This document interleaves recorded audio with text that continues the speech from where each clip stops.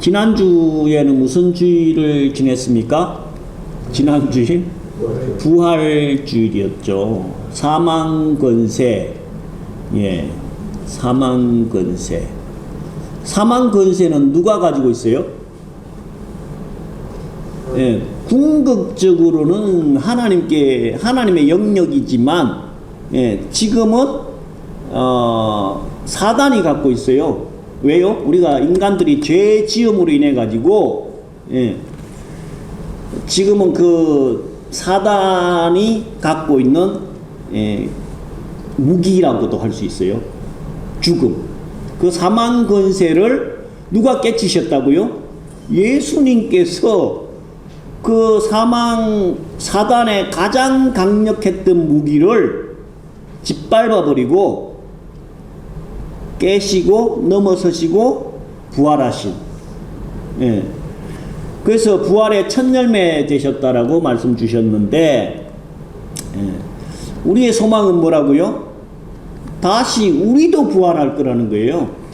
그래서 그 부활의 능력을 믿고 나가야 한다. 그래서 우리는 언제 부활한다고요? 언제 부활해요?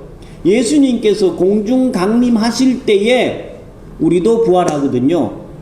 그래서 예수님께서 공중 강림은 언제 한다고 말씀 전했어요? 지난주에 말씀 전했는데 몇 번째 나팔 소리? 예, 천사장의 호령과 나팔 소리에 예수님께서 강림하신다라고 말씀 주셨는데, 그 비밀이 요한계시록 10장 7절에 말씀을 하고 있고요. 고린도전서 15장 51절 말씀에 보면 마지막 7번째 나팔 소리에, 예, 예수님께서 이 땅에 강림하신다. 예, 공중 강림이죠. 그래서 그때 우리는 호련이 다 변화돼서 잠자는 자들, 우리가 예수님 오시기 전에 이 땅의 생을 마감하고 끝내고 죽음 가운데에 있으면 그때 다 살아나서 부활할 거고, 살아있는 동안에 예수님께서 오시면 죽음을 보지 않고 다 호련히 공중에서 예수님을 맞이할 거다. 이게 우리의 가장 큰 소망이에요. 그래서 오늘부터는 다시 이 요한계시록 언제 제가 말씀 전했죠? 한 6, 7개월 전에 시리즈로 해가지고 3장 중간까지 보다가, 예, 이 절기 말씀 때문에 쭉 돌아와가지고 한 6, 7개월 지나서 새롭게 말씀을 이제 끝까지 전할까 생각을 하고 있습니다. 그래서 이 요한계시록은 너무너무 중요한데 교회 목사님들이 잘 안 다루는 말씀이기도 하죠. 왜 그래요? 어려우니까. 해석이 너무 분분하고 어려워요. 그리고 사이비 이단들이 공통적으로 가장 많이 인용하는 말씀이 요한계시록이에요. 왜 그래요? 해석이 정확하지가 않은 부분이 있고 공갈 협박하기에 아주 좋은 말씀이 이 요한계시록으로 사용할 수가 있어요. 그래서 사실은 알고 보면 요한계시록은 그렇게 어려운 성경이 아닌데, 저도 나름 어렵다라고 생각해가지고 지금 한 달 가까이 또 따로 요한계시록을 공부를 하러 다녀요. 이제 거의 끝이 나가는데, 예, 그래서 새롭게 요한계시록만 집중적으로 공부를 하다 보니까 이번 기회에 저는 나름대로 요한계시록이 딱 정립이 됐어요. 이제는 진짜 흔들림이 없어요. 제일 궁금했던 부분이 사실은 이 환란 전 휴거냐 환란 후 휴거냐? 휴거라고 하면 뭐예요? 우리가 공중 강림이에요. 공중으로 올라가는 우리의 부활이거든요. 이게 어느 때 있을 거냐? 이게 아주 궁금했었는데, 예, 그 부분이 딱 해결이 되고 나니까 정리가 딱 되는 거예요. 그래서 이 요한계시록은 뭐 어렵게 생각을 할 수도 있기 때문에 해석이 분분하니까 어떤 목사님은 뭐 유명한 목사님이기도 한데 장로 권사들을 모아놔 놓고 요한계시록을 읽지도 마라. 네, 뭐 위험성 때문에 그럴 수도 있는데, 아니요, 요한계시록은 아주 철저하게 정독을 해서 깊이 있게 읽어가지고 너무너무 성경책 중에 제가 볼 때는 우리 인간의 입장에서는 가장 중요하다라고 할 수 있는 말씀이 아닐까 생각이 됩니다. 그래서 요한계시록은 정말 제대로 알아서, 창세기는 뭐에 관한 내용을 기록하고 있어요? 인류의 시작에 초점이 맞춰져 갖고 우리 천지만물 창조, 그 다음에 인간들의 타락, 예, 이 창세기는 인류 만물의 기원에 관한 책이라고 하면 요한계시록은 무슨 책이에요? 마지막에 관한 책이에요. 우리 인류의 마지막에 관한 책. 그러니까 창세기는 시작에 관한 책이니까 중요하고, 계시록은 마지막, 끝이 좋으면 다 좋다고 하잖아요. 끝이 좋아야 돼요. 끝을 제대로 알아야 돼요. 그래서 요한계시록은 너무너무 중요한 책이고, 요한계시록은 다른 말로 제5복음서다라고 말씀하고 있어요. 그러면 제4복음서는 뭐예요? 사복음서가 뭐예요? 신약 성경에 마태, 마가, 누가, 요한, 이게 사복음서잖아요. 복음이라는 그 말대로 복된 말씀이잖아요. 근데 어떤 신학자들은 이 요한계시록은 제 5번째 복음서다. 전 그 말에 너무 공감하거든요. 네, 복된 말씀이에요.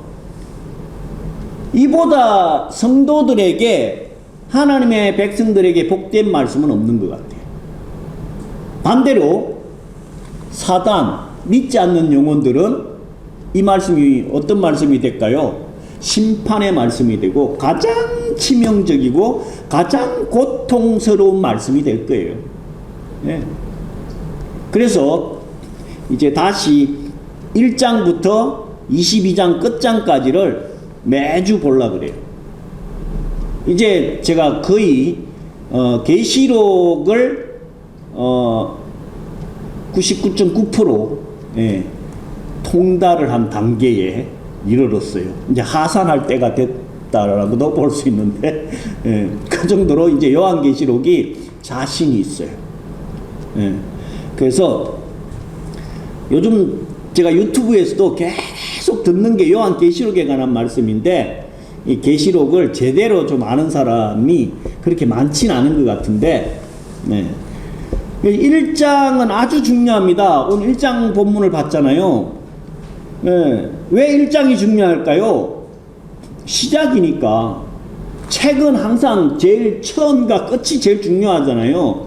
요한계시록 자체를 놓고 봐도 1장이 아주 중요해요. 요한계시록은 누가 썼나요? 요한. 사도 요한이 썼죠. 근데 그 사도 요한이 쓰긴 했지만은 이 1장 1절에 보면 예수 그리스도의 계시라, 이는 하나님이 그에게 주사 반드시 속히 될 일을 그 종들에게 보이시려고 그 천사를 그 종 요한에게 보내어 지시하신 것이라. 예, 지금 제가 요한계시록 공부를 하고 다니는데 이 다음 주에 거기서 시험을 봐요. 그동안 공부를 제대로 했나 안 했나 100문제 주관식이야 그것도. 예, 주관식 시험을 50문제를 보는데, 예, 그 문제가 뭐냐면은요, 첫 문제가 요한계시록은 누구의 계시인가 이거예요. 답이 뭐예요? 예수 그리스도의 계시예요. 예수님께서 알려준 내용이라는 거예요. 저번에 제가 말씀드릴 때에 계시라는 뜻이 뭐라고요? 보여주다, 커튼을 긋다, 창문을 열다. 네, 커튼이 이렇게 가려져 있는데 커튼을 쫙 걷어가지고 바깥에 커튼 너머의 상황을 알려주는 것, 이게 계시라는 거예요. 그럼 그 예수님의 계시인데 뭐에 관해서 알려주는 거예요? 종말에 관해서, 인류의 마지막 때가 어떠할지에 관해서 커튼을 쫙 걷어가지고 알려주는 내용이, 누가 알려준다고요? 예수님께서 누구를 통해서? 그 천사를 보내가지고 누구를 도구로 삼아서? 사도 요한을 통해가지고 우리에게 지시하신 내용이다 라고 1절에 기록하고 있어요. 그러니까 이 요한계시록은 전적으로 예수님께서 보여주는 계시라는 거예요. 그래서 요한계시록에서 가장 중요한 분이 누구냐 하면요, 예수 그리스도예요. 1장의 전체 내용이 계속 읽어보면 예수님이 어떤 분인가에 대해서 쫙 기록하고 있어요. 2장에 3장에 누가 나옵니까? 7교회가 나오죠. 7교회마다 예수님을 다르게 표현하고 있어요. 그래서 예수님이 어떤 분인가에 대해서 쭉 기록하고 있고요. 4장, 5장, 6장, 7장, 22장까지 예수님께서 어떤 분인지에 대해서 쭉 기록하고 있는 거예요. 그래서 요한계시록은 예수님을 어떻게 알고 어떻게 믿고 어떻게 받아들이느냐가 관건이라는 거예요. 그래서 우리가 알고 있는 예수님은 어떤 예수님이에요? 초림 때, 초림 전에는 어디 계셨어요? 하늘나라에 계셨어요. 창세기를 통해 가지고 천지 만물 창조하신 하늘나라에 계셨다가 그분이 이 땅에 인간의 모습으로 오신 분이잖아요. 그걸 기념하는 날이 언제예요? 크리스마스잖아요. 네. 12월 25일. 그래서 그분이 이 땅에 오셨고, 그 다음에 우리 인간들이 어떻게 살아야 되는지에 관해서 샘플로 딱 보여주시고, 예, 공생에 시작하시면서 마지막 3년 반 만에 뭐 하셨어요? 십자가에 우리의 죄 문제를 대신 지시고 돌아가셨잖아요. 그리고 부활하셨어요. 우리는 예수님을 거의 거기까지만 알잖아요. 예, 거기까지만 아는데 요한계시록은 어디에 관한 말씀을 주시느냐 하면 다시 오실 상황, 재림에 오실 상황에 대해서 쭉 말씀하고 있는 거예요. 그래서 요한계시록 이전의 상황은 다 성취가 됐다니까. 그럼 남아있는 건 요한계시록의 내용, 다시 오실 예수 그리스도를 어떻게 오실 것인지, 우리는 그동안에 뭘 준비를 해야 되는지, 거기에 관해서 주시는 말씀이기 때문에 너무너무 중요하다는 말씀이에요. 그래서 이 요한계시록을 3절에 뭐라고 하고 있냐면, 이 예언의 말씀을 읽는 자와 듣는 자들과 그 가운데 기록한 것을 지키는 자들이 뭐가 있다고요? 복이 있다고. 듣는 자, 읽는 자, 지키는 자는 복이 있다. 정말 그렇게 생각하지 않아요? 이 하나님의 말씀, 하나님을 알고 특히 요한계시록을 듣고 읽고 지키는 자들은 복이 있다. 왜 복이 있다라고 말씀하고 있어요? 끝절이 뭐예요? 끝절. 왜 복이 있다고요? 때가 가까움이라. 3절 끝부분에. 이 때라는 건 언제예요? 때가 가깝다. 언제의 때를 얘기하는 거예요? 예수님의 재림, 그 때가 가깝기 때문에 듣고 읽고 지키는 자는 복이 있다라는 거예요. 왜 그래요? 하나님의 나라, 예수님께서 준비해 놓은 이 천국 영생을 알고 준비하고 지켜서 예수님을 맞이할 수 있는 준비를 하기 때문에 듣는 자, 읽는 자, 지키는 자는 복이 있고 때가 가깝다. 예수님께서 재림에 오실 그 때가 가깝기 때문에 우리는 엄청 복된 자라는 거예요. 지금 바깥에 나가서 예수 믿으세요. 천국 있고 지옥이 있어요. 영생이 있어요. 이야기하면 듣나요? 안 듣나요? 듣지도 않아요. 들으려고도 하지도 않아요. 예. 이제 솔직히 전하고 싶지도 않아. 왜? 아무도 제 얘기를 들으려고 조차도 안 해. 막 화가 날 때는 그래 니 그렇게 살다가 뒤져라. 기억이나 떨어져라. 이러고 싶어. 근데 그 영혼에 대한 안타까움이 있어서 너무 진짜 마음이 아픈데도 안 믿는데 어떡해. 근데 이 말씀을 읽는 자, 듣는 자, 지키는 자는 복이 있다라는 거예요. 그 여기 계신 분들은 엄청 복된 사람들이라니까요. 네. 그래서 예수님께서 4절에 보면 요한이 아시아에 있는 7 교회에 편지하노니 이제도 계시고 전에도 계시고 장차 오실이와 그 보좌 앞에 7 영가 또 충성된 증인으로 죽은 자들 가운데에서 먼저 나시고 땅의 임금들의 머리가 되신 예수 그리스도로 말미암아 은혜와 평강이 너에게 있기를 원하노라. 우리를 사랑하사 그의 피로 우리 죄에서 우리를 해방하시고. 뭔 얘기를 계속하고 있어요? 요한이 7 교회에 편지하는데 이제도 계시고 지금 현재죠? 전에도 계시고 과거에도 계셨다는 거예요. 과거는 언제부터예요? 천지 만물 창조하시기 이전부터예요.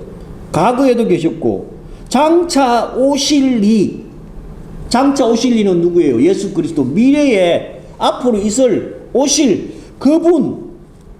보좌 앞에 7 영, 하나님의 영이에요.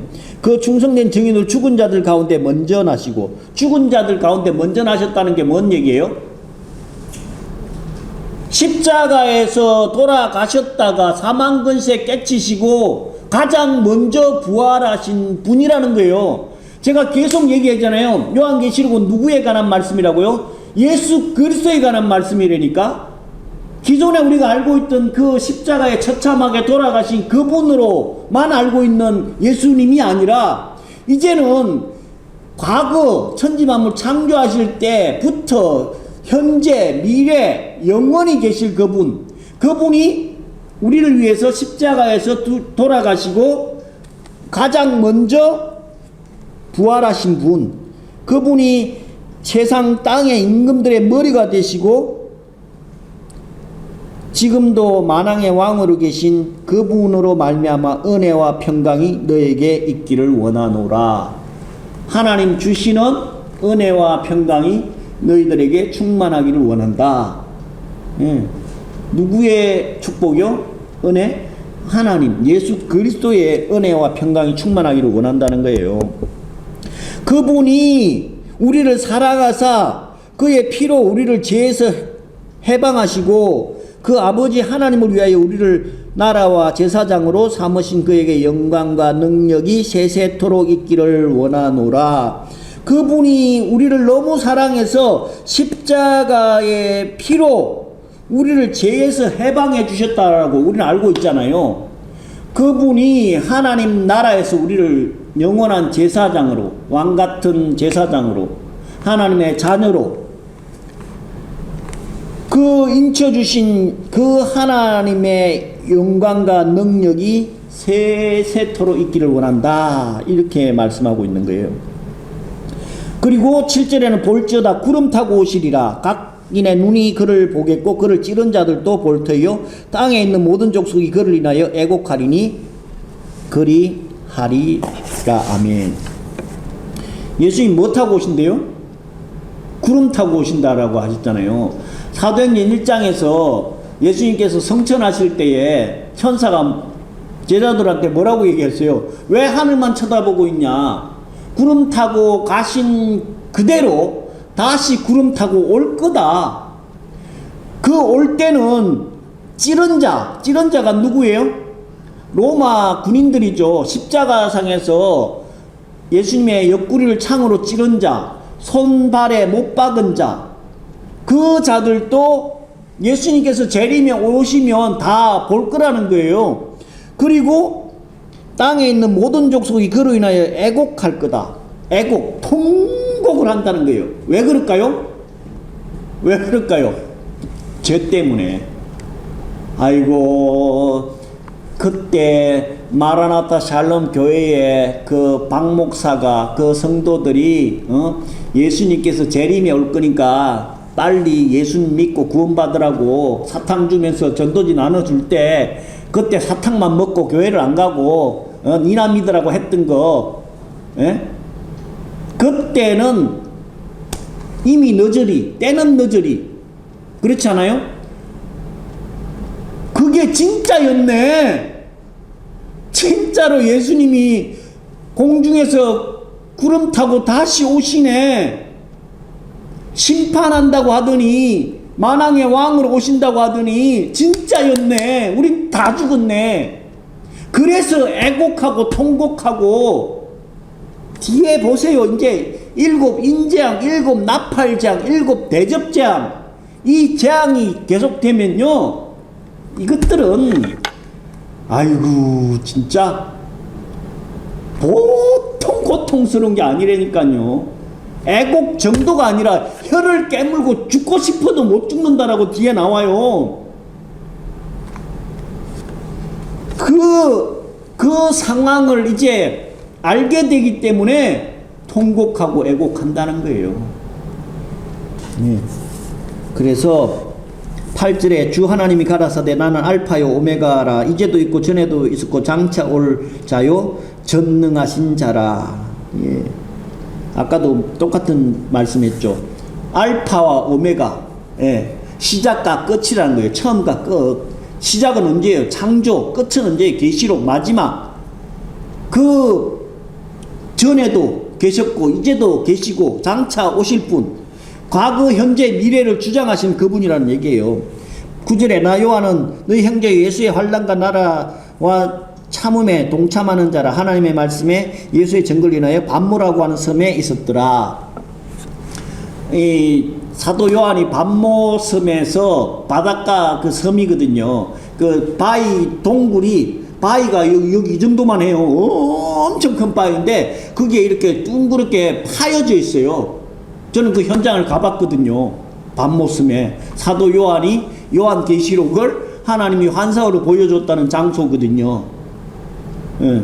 그래서 거기서 하나님께서 그 바다에다가 큰, 우리 뭐 화면 이 정도는 잽도 안 돼. 영화관에 가도 뭐 이따만한 게 있지만은 하나님은 그 바다 전체를 화면을 삼아 가지고, 예, 장차 있을 그 마지막 종말의 때를 완전히 3D, 지금 홍 집사님 최고 많은 게 4D인가요? 뭐 5D 사코 막 이 4차원 이렇게 그 영상 있잖아요. 아마 하나님께서는 뭐 그 4D 정도가 아닐 거예요. 완전 실감나게 그 바다 앞에 그 영화관도 최신 영화로 해가지고 보여줬을 거예요. 예. 그러니 이 사도 요한이 얼마나 2000년 전에 지금 우리가 그 미사일 날아다니는 거 봐도 좀 신기할 정도인데, 예? 2000년 전에 차도 없는 그 시대에 핵무기가 핑핑 날아다니고, 예, 하나님이 보여준 이 종말의 때를 영상으로 봤으니 얼마나 놀라웠겠어요. 그래서 계속해서 7교회에 편지해라. 이제 12절부터는 예수님의 모습을 쭉 다시 한번 기록하고 있어요. 12절 보니까 몸을 돌이켜 나더러 말하는 음성을 알아보려고 하여 돌이킬 때 7 금촛대를 보았는데 촛대 사이에 인자 같은 이가 발에 끌리는 옷을 입고 가슴에 금띠를 띠고 그 머리와 털의 희기가 흰 양털 같고 눈 같으며 그의 눈은 불꽃 같고 그 발은 풀무에 달려난 주석 같고 그의 음성은 맑은 물소리 같으며 그의 오른손에 7 별이 있고 그 입에 좌우에 날선 금이 나오니 그 얼굴은 해가 힘있게 비치는 것 같더라. 예수님의 천상의 모습을 사도 요한이 지금 말씀하고 있는 거예요. 입에서 금이 나온대. 진짜 뭐 입에 그럼 칼이 이렇게 달렸을까요? 이 금은 말씀의 금을 얘기하는 거예요. 말씀이 기준이 돼서 이 적 그리스도들, 거짓 선지자들, 하나님 믿지 않는 자들을 그 말씀의 금으로 뒤에 이제 나오지만 다 그냥 치게 하시거든요. 그래서 18절 곧 산자라 내가 전에 죽었노라 볼지어다 이제 세세토록 살아 있어 사망과 음부의 열쇠를 가졌노니 그러므로 내 본 것과 이제 있는 일과 장차될 일을 기록해라. 네. 예수님의 모습을 쭉 기록하면서 18절에 내가 옛날에는 죽었노라. 옛날에 언제 죽었어요? 초림에 오셔가지고 정말 말도 되지도 않는 그 유대인들 로마 병정들한테 처참하게 십자가상에서 죽었어요. 근데 이제는 아니라는 거예요. 이제는 초림 때는 너무 초라하게 정말 치욕스럽게 죽었지만 이제는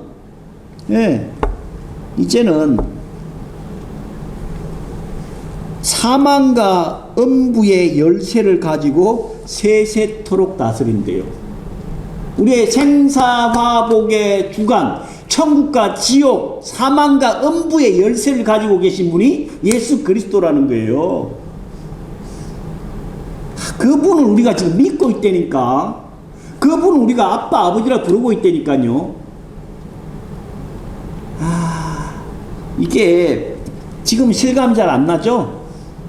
진짜 7째 나팔 부는 그때에 공중으로 변화돼 갖고 샥 돌림받아 가지고 예수님 맞이할 그날에 되면 실감 정도가 아니라 뒤에 나오지만 24장로들이 상급으로 받았던 그 면류관을 벗어서 찬양 하거든요. 천사들도 찬양하고 온 만물이 찬양하거든요. 우리는 찬양하지만 하나님 믿지 않는 인간들 어떻게 될까요? 이제 죽었네. 세세토록 고통 속에 처참한 영혼이 될 거라는 거. 그 주관자가 누구라고요? 예수 그리스도라는 거예요. 우리가 믿고 있는 그 하나님이라는 거예요. 그래서 이 1장을 통해 가지고 우리가 믿고 있는 그 하나님을 제대로 알고 19장에 가면 예수님이 어떻게 와요? 백마 타고 우리의 신랑으로 오셔요. 그럼 우리는 뭐예요? 영적인 신부거든요.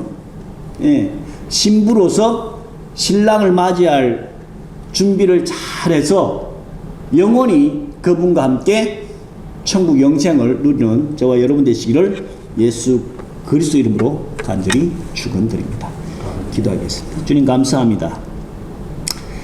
저희들 아버지 하나님께서 하시고 계시는 그 일들을 제대로 알지도 못하지만 종말의 때의 상황을 사도 요한을 통하여서 아버지 하나님의 그 계시를 정확하게 요한계시록의 말씀으로 주고 계시오니 아버지 하나님 이 말씀 잘 깨달아서 아버지 하나님께서 다시 오실 그날에 기쁨으로 맞이할 수 있는 우리 마라나타 샬롬의 근속들 하나님의 자녀들 되게 하여 주시옵기를 간절히 바라고 원하오며 우리 주 예수 그리스도로 감사하며 기도 올려옵나이다.